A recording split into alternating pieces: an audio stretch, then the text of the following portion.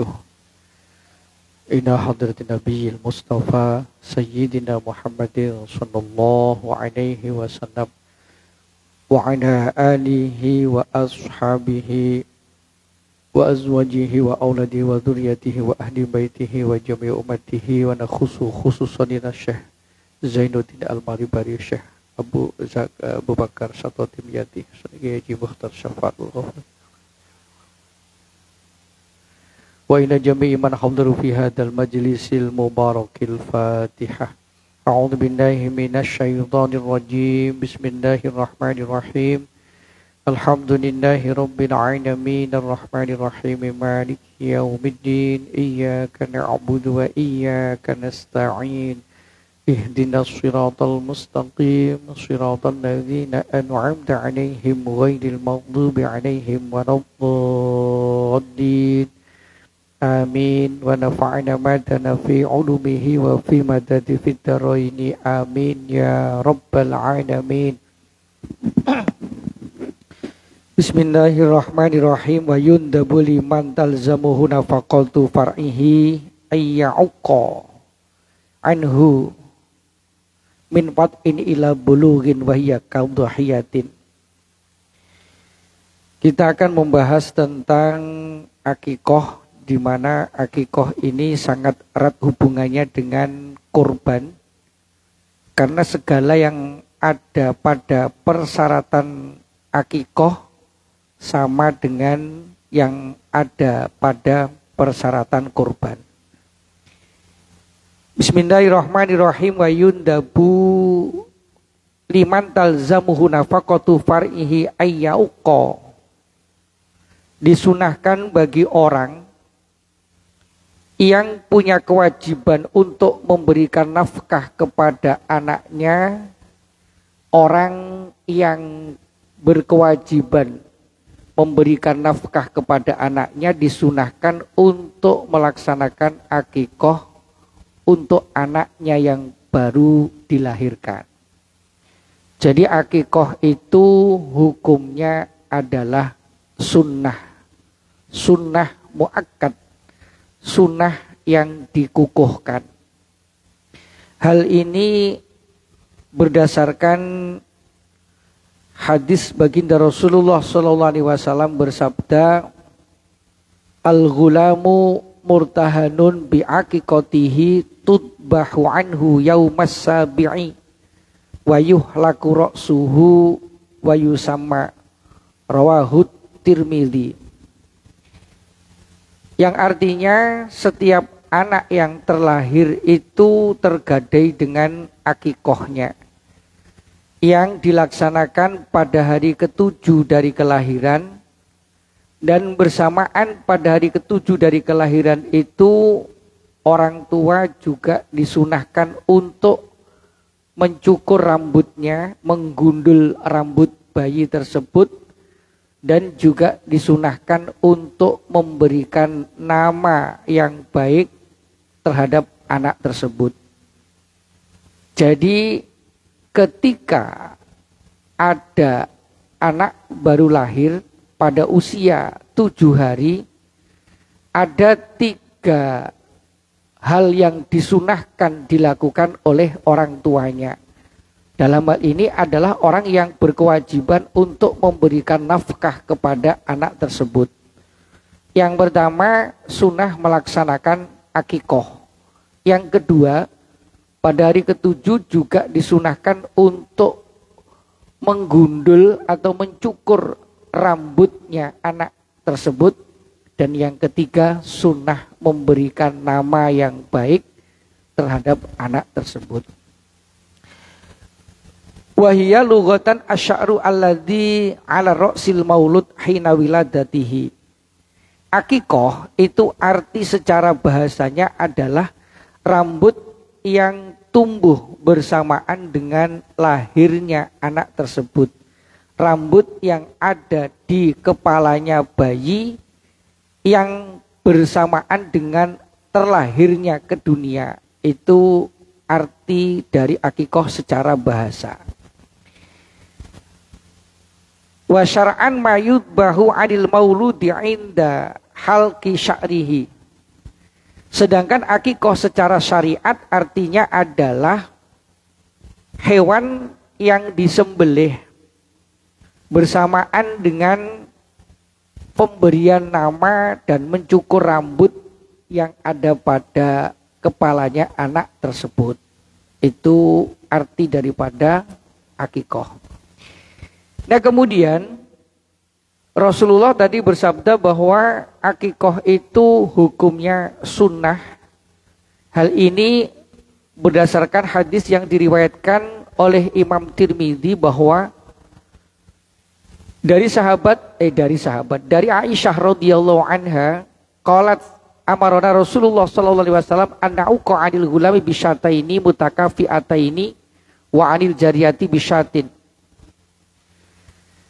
Satu ketika baginda Rasulullah sallallahu alaihi wasallam memerintahkan kepada Sayyidatina Aisyah radhiyallahu anha untuk melaksanakan akikoh.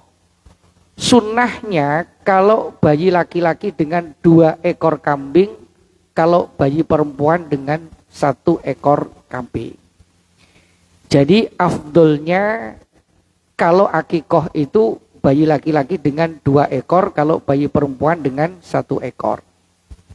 Lalu bagaimana kalau seandainya orang tua mampunya cuma 1 ekor untuk anak yang laki-laki? Ya nggak apa-apa, karena memang kemampuannya cuma 1 ekor. Tapi pada dasarnya akikoh itu boleh kalau misalnya diangsur boleh.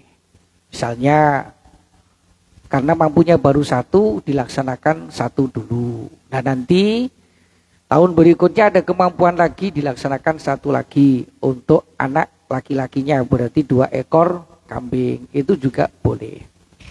Nah kemudian wal hikmatu fiha idharul bashar wan ni'mah wa nasrun nasab.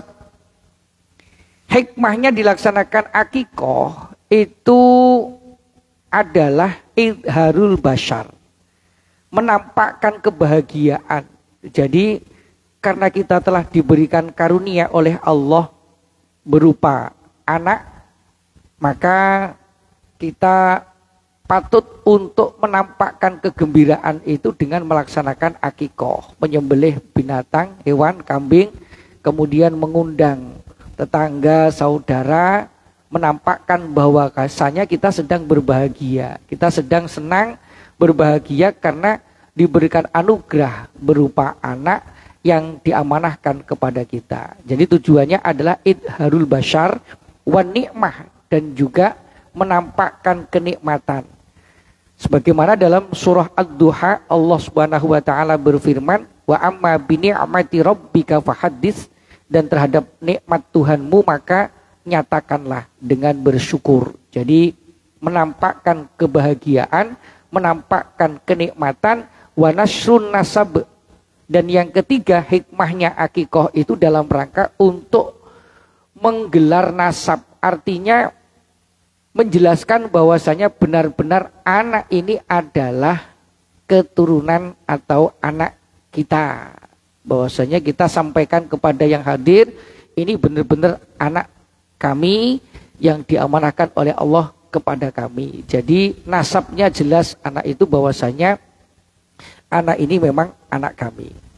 Wa makna murtahanun biha kila la yanmu namwa mislihi hatta yu'aqqa anhu. Sedangkan arti maksud daripada kata murtahanun atau tergadai itu ada 2 penafsiran. Anak yang lahir itu tergadai dengan akikohnya. Maksudnya kata tergadai atau murtahanun itu ada 2 penafsiran. Yang pertama, layanmu namwa mislihi. Anak yang lahir yang belum diakikoi, sementara orang tuanya mampu untuk melaksanakan akikoh, maka anak tersebut tidak akan bisa tumbuh berkembang sebagaimana tumbuh perkembangannya anak-anak sebayanya yang sudah dilaksanakan akikoh. Artinya secara fisik maupun mental anak tersebut pertumbuhannya tidak bisa seperti pertumbuhan anak sebayanya yang sudah dilaksanakan akikoh. Jadi secara fisik maupun mental, pertumbuhan anak kita itu tidak akan bisa normal sebagaimana normalnya pertumbuhan anak-anak sebayanya yang sudah dilaksanakan akikoh. Nah, yang kedua, makna daripada murtahanun adalah qala al-Khutabi wajwatu makila fiha ma dhahaba ilaihi al-Imam Ahmad bin Hanbal annahu idalam yu'aqqa anhu lam yashfa' liwalidayhi yaumal qiyamati ay lam yu'dan lahu fiha. Makna yang kedua, sebagaimana yang dikatakan oleh Imam Al-Khuttabi mengikut daripada fatwanya Imam Ahmad bin Hanbal, beliau mengatakan bahwa sebaik-baiknya makna kata tergadai yang tepat adalah bahwa anak yang belum diakikoi sementara orang tuanya mampu untuk melaksanakan akikoh, maka anak itu nanti lam yu dan bisyafaati abawaihi tidak akan diizinkan untuk memberikan pertolongan kepada kedua orang tuanya kelak di yaumil qiyamah. Ailam yashfa' liwalidayhi, artinya anak itu tidak akan bisa memberikan pertolongan kepada kedua orang tuanya. Padahal anak itu adalah deposito akhirat. Anak itu adalah tabungan akhirat. Kalau kita punya anak, berarti kita punya ATM. Maka kita harus mengisi ATM itu dengan kebaikan-kebaikan. Kita didik anak kita agar menjadi anak yang solih dan solihah. Sehingga nantinya di akhirat kita akan bisa mengambil manfaat dari anak tersebut.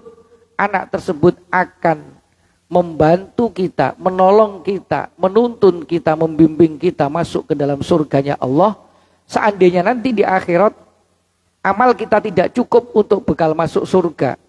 Karena terlalu banyak alfanya, terlalu banyak dosa yang kita kerjakan ketimbang ibadah yang kita lakukan, sehingga amal kita tidak cukup untuk bekal masuk surga.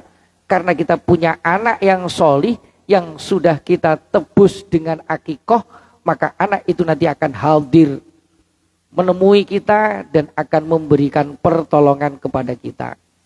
Di dalam kitab Ihya Ulumuddin digambarkan di sana bahwa ada sepasang suami istri yang secara ketentuannya Allah, sepasang suami istri ini karena banyak dosa ketimbang amal solehnya, kedua suami istri itu dipastikan masuk neraka. Akhirnya kedua orang itu, sepasang suami istri itu digiring oleh malaikat Malik menuju ke neraka. Nah, setelah itu ada seorang pemuda dihisap, dihitung amalnya. Setelah dihitung amalnya, ternyata pemuda ini pemuda yang solih. Dia adalah anak yang solih, yang senantiasa melaksanakan ibadah kepada Allah Subhanahu wa Ta'ala. Kemudian pemuda ini dipastikan masuk surganya Allah Subhanahu wa Ta'ala. Nah, akhirnya pemuda ini tidak mau masuk surga. Lalu ditanya oleh malaikat, "Hai pemuda, kenapa kamu tidak mau masuk surga?" "Ya malaikat, ketahuilah, saya bisa menjadi anak yang solih ini karena memang upaya yang dilakukan oleh orang tua saya dulu waktu hidup di dunia luar biasa. Dia ngantar saya untuk ngaji di TPQ, RTQ. Kemudian dia senantiasa mendidik saya dengan pendidikan yang baik, bahkan mengantarkan saya ke pesantren untuk menimba ilmu agama, sehingga saya menjadi anak yang solih karena memang upaya yang dilakukan oleh orang tua saya. Sehingga saya tidak mau masuk surga sendirian. Saya harus masuk surga bersama dengan kedua orang tua saya, karena berkat kedua orang tua saya lah yang menyebabkan saya menjadi orang soleh." Akhirnya ditanya, "Siapa kedua orang tuamu?" "Itu yang sedang berjalan ke neraka." Kemudian ditanya, "Bapak, ibu, benar yang di belakang itu anakmu? Benar ya malaikat? Benar kamu dulu ketika hidup di dunia mengupayakan agar anakmu menjadi anak yang soleh? Benar ya malaikat? Sebab itulah karena saya berusaha menjadikan anak saya menjadi anak yang soleh, sehingga saya terpaksa harus kerja keras, dan akibat dari kerja keras saya itu mengakibatkan ada beberapa kewajiban yang saya tinggalkan disebabkan sibuk mencari kecukupan untuk biaya pendidikan anak saya. Oh, kalau demikian berbahagialah kalian berdua, karena anak kalian menjadi anak yang soleh, maka sekarang anak kalian akan membimbing kalian masuk ke dalam surganya Allah Subhanahu wa ta'ala. Jadi anak itu adalah deposito akhirat. Maka ketika kita diamanai oleh Allah punya anak, maka bagaimana caranya agar anak kita ini kita didik, kita upayakan semaksimal mungkin agar menjadi anak yang soleh. Karena namanya deposito, nanti panennya itu di akhirat. Di dunia ini kita nggak panen. Kalaupun toh kita akan panen di dunia, paling-paling cuma secara dohirnya. Artinya mungkin ketika kita nanti tua, sudah nggak bisa bekerja, anak-anak kita menjadi anak yang sukses, cukup, maka kemudian anak kita yang akan memberikan kecukupan secara nafkah kepada kita. Ini kan bonus saja ketika hidup di dunia. Tapi yang paling penting adalah bagaimana nanti anak kita nanti akan bisa membahagiakan kita di akhirat, membimbing kita, menuntun kita, membersamai kita masuk ke dalam surganya Allah Subhanahu wa ta'ala. Nah, anak yang solih, yang rajin ibadah, tapi ketika dulu di dunia orang tuanya belum melaksanakan akikoh, padahal mampu untuk melaksanakan akikoh, maka nanti di akhirat anak tersebut tidak bisa memberikan syafaat pertolongan kepada orang tuanya. Tidak diizinkan oleh Allah. Loh, filosofinya kan gini, yang gampang saja analoginya. Saya ini baru beli motor NMAX baru dari dealer. Cash belinya. Kemudian motor itu karena saya butuh uang, saya gadaikan. Saya letakkan di pegadaian sebagai jaminan. Selama saya belum bisa menebus sesuai dengan kesepakatan pegadaian, maka walaupun motor itu secara BPKB, STNK milik saya, tapi saya tidak akan bisa untuk mengendarainya karena statusnya masih tergadai. Walaupun secara BPKB, STNK tertulis nama saya. Tapi setelah saya kemudian menebus sesuai dengan kesepakatan, maka akhirnya motor itu kembali kepada saya dan saya bisa mengendarainya untuk keperluan saya sehari-hari. Jadi anak yang belum diakikoi statusnya tergadai, sehingga orang tua tidak bisa memanfaatkan daripada kesolehan daripada amal-amal yang dilakukan oleh anak tersebut, dan anak itu tidak akan bisa memberikan pertolongan kepada kedua orang tuanya. Sangat disayangkan sekali, makanya diusahakan kalau kita punya anak dilaksanakan akikoh. Nah, kemudian kapan pelaksanaan akikoh itu? Yang pertama, waktu yang paling utama adalah Yaumus Sabi', pada hari yang ke-7 dari kelahiran. Kalau lahirnya pada hari Jumat, ya Jumat itu sudah dihitung 1 Jumat, Sabtu, Ahad, Senin, Selasa, Rabu, Kamis. Berarti Kamisnya itu adalah pelaksanaan akikoh. Nah, yang dinamakan akikoh di sini hitungannya adalah pada saat kambing itu disembelih. Itulah hitungan hari ke-7. Misalnya Kamis disembelih, kemudian dimasak malamnya, kemudian ngundang-ngundangnya hari Jumat, gak apa-apa. Yang penting penyembelihannya itu dilakukan pada hari ke-7 dari kelahiran. Nah, kalau kemudian pada hari ke-7 dari kelahiran belum ada kemampuan, atau mungkin ada kemampuan tapi belum ada kesempatan untuk melakukannya disebabkan karena mungkin kelahirannya kan operasi sesar, sehingga karena operasi sesar ibunya masih dirawat di rumah sakit karena belum pulih, atau mungkin ada kendala anaknya lahirnya agak prematur sehingga masih dirawat di ruang inkubator, dirawat di rumah sakit, sehingga belum memungkinkan untuk melaksanakan akikoh pada hari ke-7, maka akikoh masih boleh dilaksanakan kapan? Sampai sebelum nifas ibunya tuntas. Nifas, darah nifas itu minimalnya masa nifas itu cuma 1 tetes.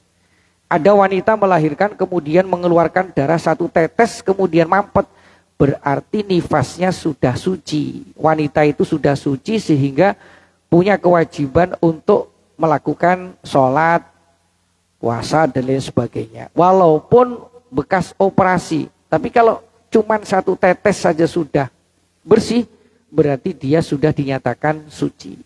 Nah, umumnya nifas itu 40 hari 40 malam. Jangan salah di dalam menghitung nifas. Karena masih ada sebagian ibu-ibu, mak-mak ini yang menyatakan bahwa nifas itu 40 hari. Padahal 40 hari itu cuman umumnya masa nifas itu 40 hari 40 malam. Nah, maksimalnya darah nifas itu 60 hari. Kenapa maksimalnya nifas kok 60 hari? Karena sejatinya darah nifas itu adalah darah haid yang tersimpan di dalam rahimnya seorang wanita selama 4 bulan pertama sebelum adanya kehidupan terhadap janin tersebut. Jadi perempuan kalau sudah dinyatakan hamil atau positif hamil, ini pintu rahim akan menutup. Pintu rahim menutup. Secara umum ini, pintu rahim menutup sehingga darah haid yang mestinya keluar setiap bulan itu tidak bisa keluar karena pintu rahimnya tertutup. Kemudian itu berjalan bulan pertama, bulan kedua, bulan ketiga, sampai bulan keempat sempurna. Genap usia 120 hari. Maka Allah Subhanahu wa ta'ala mengutus malaikat Jibril untuk nafkhur ruh, meniupkan ruh kehidupan kepada janin yang ada pada rahim ibu tadi. Nah, karena sudah ada kehidupan, maka darah haid yang mestinya keluar setiap bulan, pada bulan kelima, itu menggumpal menjadi plasenta atau menjadi ari-ari. Yang ari-ari itu terhubung dengan tali pusar terhadap janin tersebut. Kesimpulannya itu menjadi ghidha atau menjadi makanan yang dikonsumsi oleh bayi tersebut. Jadi darah haid yang menggumpal menjadi plasenta itu menjadi makanan yang diperlukan oleh janin tersebut, tapi melalui tali pusar, tidak melalui mulut, melalui tali pusar. Nah, kemudian setelah usia 9 bulan umumnya, maka kemudian bayi itu terlahir ke dunia bersama dengan ari-arinya. Nah, bersamaan dengan keluarnya bayi dari rahim, karena pintu rahim sudah terbuka, maka darah haid yang tersimpan selama bulan pertama, 2, 3, dan 4 bulan sempurna itu ikut keluar. Itulah yang disebut dengan darah nifas. Jadi sejatinya darah nifas itu darah haid yang tersimpan selama 4 bulan sebelum adanya kehidupan pada janin. Nah, umumnya haid itu kan seminggu. Maksimalnya haid itu kan 15 hari. Jadi karena 4 bulan, 15 kali 4 sama dengan 60 hari, maka maksimalnya nifas adalah 60 hari. Dari mana 60 hari? Dari hitungannya haid tiap bulan maksimalnya 15 hari, kali 4 bulan pertama, maka menjadi 60 hari. Itulah maksimalnya nifas. Sehingga kalau seandainya sang ibu nifasnya sudah bersih, darah nifasnya sudah mampet bersih, maka sejatinya pelaksanaan akikoh itu sudah habis limit waktunya. Namun orang tua masih bisa melaksanakan akikoh walaupun darah nifas ibunya sudah bersih. Sampai kapan? Sampai sebelum anak itu balik. Tapi jatuhnya adalah akikoh qadha. Tapi sah. Akikoh qadha tapi sah. Sampai anak itu masuk usia balik. Nah, kalau anak sudah balik berarti orang tua sudah tidak bisa melaksanakan akikoh untuk anaknya. Waktu orang tua melaksanakan akikoh untuk anaknya sudah habis. Ketika anak itu sudah masuk usia balik. Lalu bagaimana ketika anak yang sudah balik ternyata orang tuanya belum melaksanakan akikoh, disebabkan karena banyak faktor, misalnya karena mungkin belum mampu, atau sebenarnya sudah mampu tapi tidak ada pengetahuan tentang akikoh, maka anak tersebut yang sudah balik, nanti kalau dia sudah dewasa, dia sudah kerja, punya penghasilan, maka anak tersebut disunnahkan untuk melaksanakan akikoh, mengakikoi dirinya sendiri dari penghasilannya sendiri, dari rizki yang didapatkan sendiri. Bukan orang tua yang melaksanakan akikoh, tapi anak tersebut yang disunahkan untuk mengakikoi dirinya sendiri dari karyanya, dari penghasilannya sendiri. Aywatun dabu minhu ilal bulugi falau balago walam yakhruj al waliyu sunnari sobi ayyauqa an nafsihi wa yaskutu at-talabu hina idin anil wali. Jadi kalau anak sudah balik, berarti tuntutan untuk melaksanakan akikoh dari orang tua tersebut sudah habis, sudah nggak bisa lagi orang tua melaksanakan akikoh. Sehingga nanti anak itu kalau sudah dewasa disunahkan untuk melaksanakan akikoh untuk dirinya sendiri dari penghasilannya sendiri. Hal ini kama marra di khabarin annahu sallallahu alaihi wasallam aqqa an nafsihi ba'da nubuwah.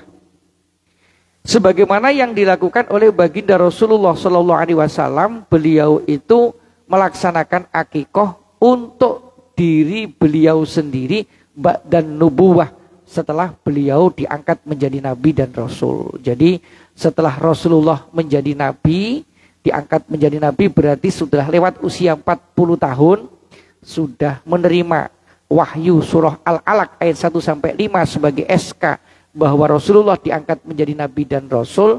Maka setelah itu Rasulullah Muhammad SAW melaksanakan akikoh untuk dirinya sendiri, karena dulu waktu masih kecil belum diakikoi oleh orang tuanya. Sehingga dalam hal ini seandainya kita yang sudah terlanjur tua, terlanjur dewasa, ternyata setelah kita cari informasi, tanya-tanya, dulu ternyata belum diakikoi oleh orang tua kita. Faktornya mungkin karena memang tidak adanya kemampuan, atau mungkin karena belum adanya ilmu pengetahuan terkait tentang pentingnya akikoh, maka kita disunatkan melaksanakan akikoh. Saya pun ternyata setelah saya cari gali informasi, dulu belum diakikoi oleh orang tua saya. Padahal mohon maaf, kalau bicara tentang kemampuan, insya Allah mampu untuk melaksanakan akikoh sekedar potong kambing 2 ekor. Karena dulu orang tua sering juga mengadakan selamatan, kirim doa arwah, potong kambing.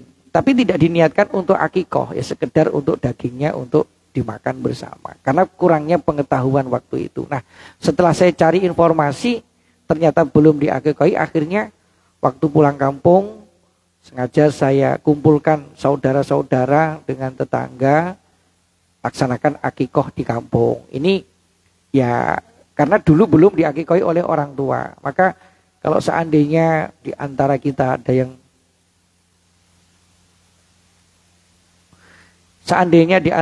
ada yang belum diakikoi oleh orang tua, maka ya kita melaksanakan akikoh untuk diri kita sendiri.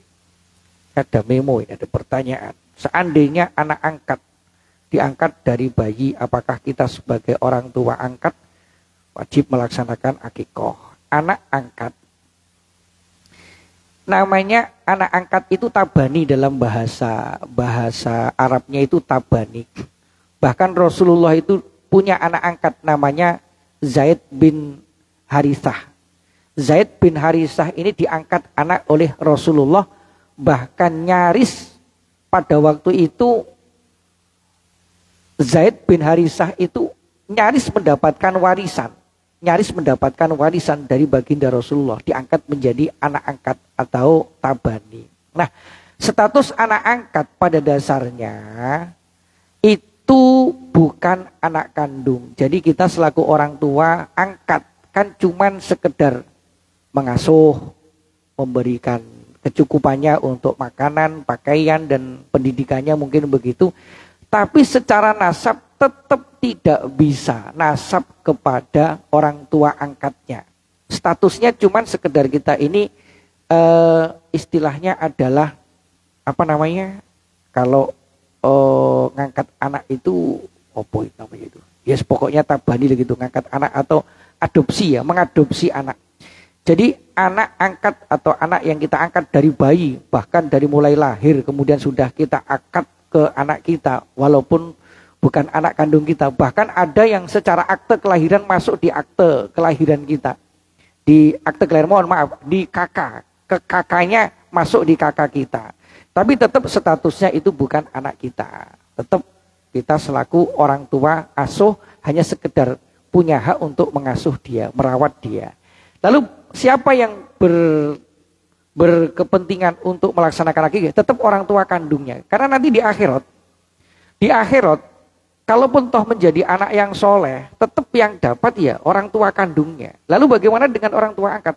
Nah itu nanti akan menjadi sebuah amal soleh karena dia telah memberikan pendidikan, memberikan kecukupan, sehingga nanti di akhirat, karena itu menjadi anak soleh lantaran dia, maka anak itu juga bisa memberikan manfaat kepada orang tua angkatnya. Tapi secara nasab tetap yang punya tanggung jawab ya orang tua kandungnya. Nah dalam hal ini simpel saja. Kalau misalnya kita selaku orang tua angkat punya kemampuan untuk melaksanakan akikah, sementara orang tua kandungnya tidak mampu, ya kita berikan saja sejumlah uang untuk beli kambing kepada orang tua kandungnya. Jadi nanti yang melaksanakan orang tua kandungnya. Walaupun itu dipotong di rumah kita, tetap akadnya yang melaksanakan adalah orang tua kandungnya. Karena bagaimanapun juga status anak angkat itu tidak akan bisa nasab kepada orang tuanya. Jadi kita kira begitu. Walaupun mungkin kita mengadopsi anak dari panti asuhan yang kita tidak tahu siapa ayah kandungnya, siapa ibu kandungnya. Karena dari bayi sudah dibuang oleh orang tuanya sehingga diasuh oleh panti asuhan dan kita kemudian mengadopsinya dari bayi, tetap itu kita selaku orang tua angkat tidak bisa menasabkan anak itu kepada kita. Sehingga nanti hati-hati kalau misalnya kita selaku orang tua angkat, tetap saja seyukianya nanti kalau anak itu sudah dewasa, misalnya dari kecil kita tidak kasih tahu bahwasanya dia itu bukan anak kandung kita. Nanti kalau udah dewasa harus kita kasih tahu. Jangan sampai kemudian kita memutuskan hubungan nasab dari anak tersebut kepada orang tua kandungnya. Kalau memang ada orang tua kandungnya masih bisa ditemui. Apalagi kalau anak angkat itu perempuan. Ini bahaya. Kalau anak angkat perempuan kemudian di kakaknya masuk ke kakak kita, seolah-olah ini menjadi anak kita. Nanti kalau saatnya dia mau menikah, kita selaku orang tua angkat menjadi walinya, maka nikahnya tidak sah. Karena wali harus orang tua kandung, tidak boleh orang tua angkat menjadi wali. Lalu bagaimana kalau orang tua angkat, orang tua kandungnya sudah tidak diketahui, maka nanti walinya adalah wali hakim. Al-hakim waliul liman la waliyalahu. Jadi hakim menjadi wali dari orang yang tidak mempunyai wali nasab. Jadi tetap yang punya tanggung jawab ya orang tua kandungnya, bukan orang tua angkatnya. Baik, ini terkait tentang masalah pelaksanaan akikoh. Jadi sekali lagi, kalau misalnya kita belum diakikoi oleh kita sendiri sebagai bentuk penebusan mewakili dari orang tua kita. Lalu setelah kita melaksanakan akikoh dari penghasilan kita sendiri, apakah ini bisa menggugurkan tuntutan orang tua dan kemudian nanti kita bisa menolong orang tua kita? Tentunya bisa. Karena kita yang menebus, bukan orang tua kita. Karena mungkin orang tua kita belum ada kemampuan sampai kita balik, maka kemudian kita yang menggantikan posisi orang tua melaksanakan akikoh untuk diri kita sendiri sebagai bentuk penebusan itu, sehingga nanti kita bisa menolong orang tua kita saat kita berada di akhirat nanti. Nah kemudian wa qauluhu kadhahiyatin ay fi ma'dhamil ahkam. Jadi ketentuan akikoh itu sama dengan ketentuan kurban dalam banyak hal. Misalnya binatang yang digunakan untuk akikoh syaratnya ya sama dengan binatang yang bisa dipakai untuk kurban. Misalnya kambing yang sudah cukup umur 2 tahun lebih atau sudah powel giginya, kemudian sehat, tidak sakit, kemudian gemuk, tidak terlalu kurus, tidak cacaran dan seterusnya. Itu syarat-syaratnya sama dengan binatang yang dilaksanakan untuk kurban. Nah, kemudian akikoh dengan menggunakan kambing betina boleh apa tidak? Ya boleh-boleh saja. Boleh-boleh saja. Karena pada dasarnya korban dengan menggunakan kambing betina juga boleh. Kemudian wa yusanu ayyauqa aman mata ba'da tamakkun minad damhi wa immata qabla sabi. Nah, sekarang misalnya begini. Kita punya anak nih. Lahir. Rencananya mau kita laksanakan akikoh pada hari ke-7 nanti. Tapi ternyata baru usia 3 hari anak ini meninggal dunia. Baru usia 3 hari Allah mentakdirkan lain, anak ini meninggal dunia. Padahal belum dilaksanakan akikoh. Nah, dalam hal ini apakah masih bisa kita melaksanakan akikoh? Boleh. Jadi di sini disunatkan untuk melaksanakan akikoh untuk bayi yang meninggal dunia ba'da tamakun. Artinya setelah memungkinkan untuk melaksanakan akikoh. Wa imata qabla sabi, walaupun dia meninggal sebelum usia 7 hari. Atau mungkin begini, kita punya anak. Nah, usianya sudah lewat dari 7 hari. Sudah usia 1 tahun misalnya. Tapi sebenarnya kita punya kemampuan untuk melaksanakan akikoh. Nah, ternyata anak kita meninggal dunia baru usia 1 tahun. Maka kita masih disunatkan untuk melaksanakan akikoh untuk anak tersebut. Jika memang dalam kurun waktu selama anak itu masih hidup, kita ini memungkinkan. Artinya punya kemampuan untuk melaksanakan akikoh. Tapi kalau misalnya sejak anak itu lahir sampai anak itu balik memang kita nggak mampu untuk melaksanakan akikoh, ya tidak apa-apa, tidak usah dilaksanakan akikoh. Sunnah itu bagi yang mampu untuk melaksanakan akikoh. Cuman hitungannya dikatakan mampu itu standarisasinya dari mana? Standarisasinya sama dengan korban. Dari apa yang kita butuhkan untuk kebutuhan sehari-hari misalnya. Kalau kita mohon maaf rumahnya masih kontrak, bayar kontrakan sudah dibayar. Biaya untuk makan hari itu ada. Biaya sekolah akaknya ada. Air listrik sudah dibayar. Masih punya tabungan cukup untuk membeli seekor kambing. Berarti kita dianggap mampu untuk melaksanakan akikoh. Nah, kemudian kita berkela. Lalu bagaimana nanti? Kan masa depan anak ini masih panjang. Anak ini butuh diasuransikan, anak itu butuh tabungan dan segala macam masa depannya. Itu kepanjangan mikirnya, jangan panjang-panjang mikirnya. Ya sudah pada saat itu mampu laksanakan akikoh. Gak usah khawatir. Kalau kita laksanakan akikoh, harta kita belanjakan untuk akikoh anak kita, yakinlah bahwa Allah akan mengganti dengan ganti yang berlipat ganda. Ini diganti oleh Allah karena apa yang kita lakukan dalam rangka untuk akikoh pada dasarnya adalah kita menggunakan harta di jalan Allah Subhanahu wa ta'ala. Sampai di sini ada pertanyaan? Alhamdulillah gak ada. Jadi udah khatam ngaji akikoh ini. Tiap tahun kita bahas, bahkan di setiap acara juga kita bahas. Jadi gak apa-apa, yang penting pokoknya saya tugasnya ngaji pokoknya. Karena ini momennya secara syarat dan ketentuannya akikoh hampir sama dengan syarat dan ketentuannya kurban, maka karena kita sudah selesai bahas kurban, ya kita bahas tentang akikoh. Baik, saya kira cukup sampai di sini. Kemudian berikutnya sekedar mengingatkan kembali, insya Allah malam ini kita berada pada malam yang ke-8. Ini malam Rebu ya? Iya, Tarwiyah ya. Malam 8 bulan Dzulhijjah. Ini malam Tarwiyah ini berarti. Malam Tarwiyah. Jadi besok kita disunahkan untuk puasa Tarwiyah. Niatnya saya niat puasa Tarwiyah karena Allah Ta'ala, gitu aja. Nah, dari sekarang boleh niat saya niat puasa Arafah esok hari karena Allah Ta'ala.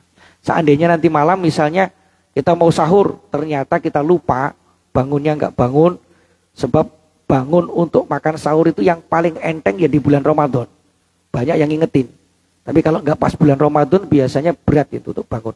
Sudah setel alarm, tapi wah tangan kita gerilya dimatikan lagi, akhirnya tidur lagi kita. Tidur lagi. Bangun-bangun besok nggak sahur, bagaimana? Lanjutkan saja puasanya, sekuatnya. Sekuatnya. Jadi kalau kita lanjutkan puasanya sampai nanti maghrib ya sah puasa kita. Ternyata dilanjutkan tengah jalan benar-benar nggak kuat, ya makan saja. Karena memang nggak kuat. Karena ini puasanya kan puasa sunnah. Nah, puasa tarwiyah itu pahalanya dalam kitab Duratun Nasihin dijelaskan Allah akan memberikan pahala kepada orang yang puasa pada hari ke-8 dari bulan Dzulhijjah dengan pahala yang tidak ada yang tahu, tidak ada yang bisa menghitungnya kecuali hanya Allah Subhanahu wa taala. Saking banyaknya. Jadi mendapatkan pahala yang istimewa puasa tarwiyah. Nah, besok tanggal 9 hari Kamis itu puasa Arafah.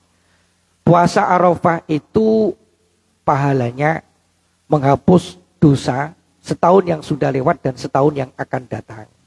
Tapi yang dihapus adalah dosa-dosa kecil, bukan dosa-dosa besar. Dan juga bukan dosa hak Adam. Kalau dosa besar misalnya pernah mensekutukan Allah, itu tidak akan diampuni oleh Allah Subhanahu wa taala dengan hanya puasa Arafah. Harus butuh pertaubatan dengan taubat yang sungguh-sungguh.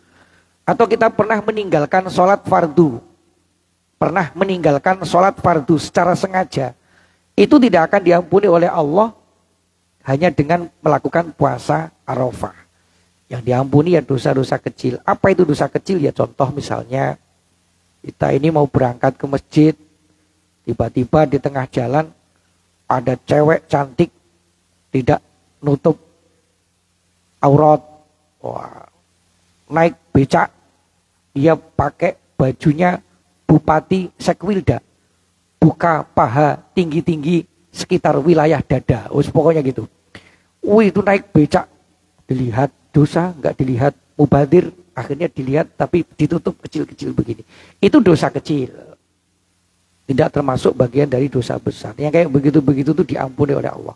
Jadi kalau pernah melakukan kayak begitu-begitu dulu, seyogyanya besok Kamis puasa. Puasanya puasa Arafah. Dosa-dosa kecil dihapus oleh Allah. Dan setahun yang akan datang itu digaranti diampuni oleh Allah. Namun juga jangan kemudian, kan saya sudah puasa Arafah. Lantas aja lah lihat yang kayak begitu-begitu. Ya tidak, walaupun sudah digaranti. Yang akan datang setahun ini sudah diampuni oleh Allah. Oh, ini luar biasa. Dosa kecil. Dan juga bukan dosa hak Adam. Dosa hak Adam misalnya kita pernah menceritakan aib kejelekan orang lain. Itu tidak akan diampuni oleh Allah walaupun kita puasa Arafah. Karena dosa hak Adam itu baru diampuni oleh Allah setelah kita mendapatkan maaf dari orang yang bersangkutan. Jadi dosa hak Adam tidak diampuni dengan puasa Arafah. Dosa besar juga tidak akan diampuni dengan hanya puasa Arafah. Jadi dosa-dosa kecil. Tapi walaupun kecil tapi kita akan sering melakukan dosa-dosa kecil. Apalagi mohon maaf sekarang ini dengan kecanggihan teknologi handphone itu kadang-kadang kita tidak sengaja juga melihat hal-hal yang kayak begitu-begitu di handphone kita. Puasa Arafah.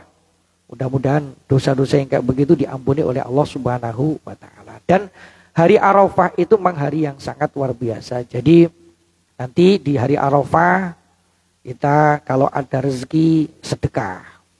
Kalau ada waktu qiyamul lail. Kalau ada waktu lakukan ibadah. Kalau pengen ibadah yang ringan tapi pahalanya besar, mau puasa kok berat, gak kuat puasa. Caranya biar mendapatkan pahala puasa, ngasih buka orang yang sedang puasa. Itu sudah dapat pahalanya puasa orang tersebut. Oh, ini amalan paling enteng itu. Nanti siapa yang mau saya kasih? Insya Allah saya puasa, nanti antar aja ke belakang masjid itu saya puasa, saya bukan untuk buka puasa nanti itu. Itu pahalanya sama dengan yang berpuasa insya Allah.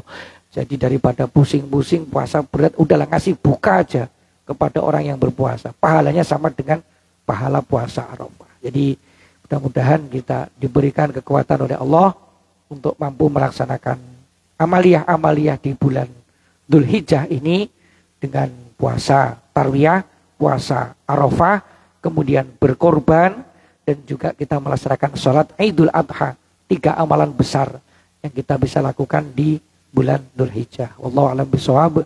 Subhanakallahumma bihamdik, asyhadu an la ilaha illa anta astaghfiruka wa atubu ilaik. Assalamualaikum warahmatullahi wabarakatuh.